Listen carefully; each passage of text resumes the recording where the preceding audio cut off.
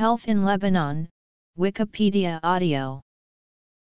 The Lebanese are traditionally considered a very healthy people due to traditional diet and behavior.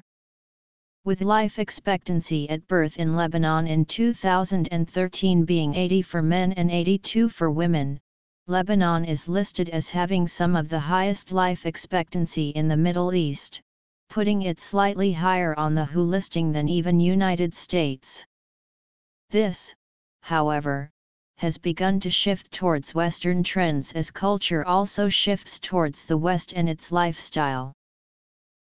Smoking is very prevalent and culturally ingrained into Lebanese society, with the Gallup poll in May 2007 revealing that 41% of Lebanese people had smoked on the day before the survey.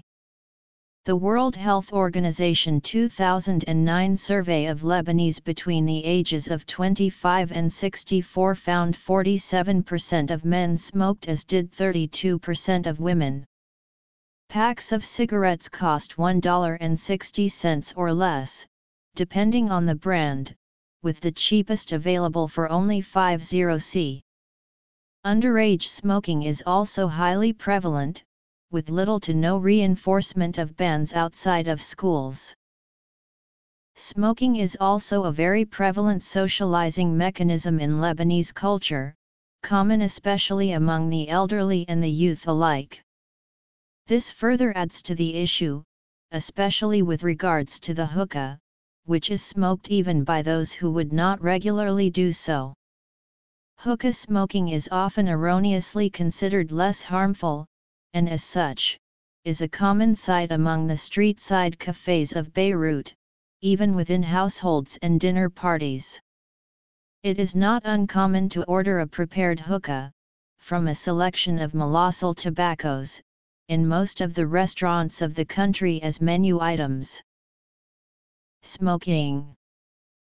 Smoking was banned in public indoor places by Law N 174 apart from the hospitality sector in September 2011. It was extended to the hospitality sector in 2012. In September 2015 it was announced that the restriction was to be relaxed after its futility was discovered. The Lebanese are generally slim people, with increasingly alarming weight gain in the inner-city areas. The current trend towards obesity is influenced due to the shift from traditional Mediterranean diets and lifestyles to fast food and an industrialized lifestyle, which is heavily focused in urban areas. Individuals who had a low level of education, non-working class, were non-smokers, and had a family history of obesity were more likely to have an unhealthy body weight.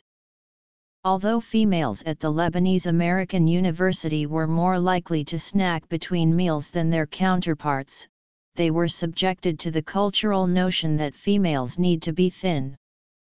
Males did not have this societal pressure.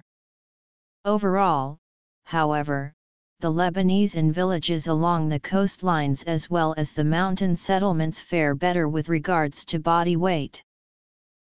In a localized study of less than 100 university students, 23.4% of boys and 19.7% of girls were overweight in the American University of Beirut during 1996. Among university students at Lebanese American University in 2008, more male students were overweight or obese than female students. 37% of males were overweight and 13.6% were obese, while 13.6% of females were overweight and 3.2% were obese. These statistics, however, do not reflect Lebanese society as a whole. In 2015 there were 452,669 registered Palestinian refugees in the country. More than half live in 12 Palestine refugee camps. They are ineligible for state social services, including health care. Further adding to the issue is the amount of Syrian refugees, totaling almost 1 for every 4 Lebanese. These people are often forced to live in squalid conditions due to a lack of government resources. More often than not, these people are also subject to discrimination in certain aspects of life. This includes medical treatment, to which they have no legal right to according to Lebanese law.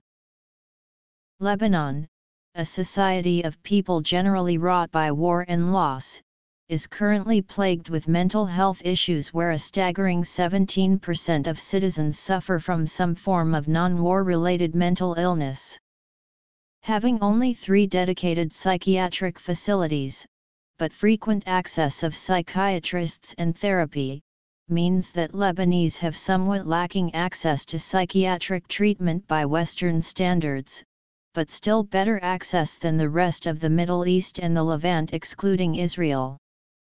Cultural stigma, however, often prevents sufferers from receiving the proper care they require and more often than not ends badly.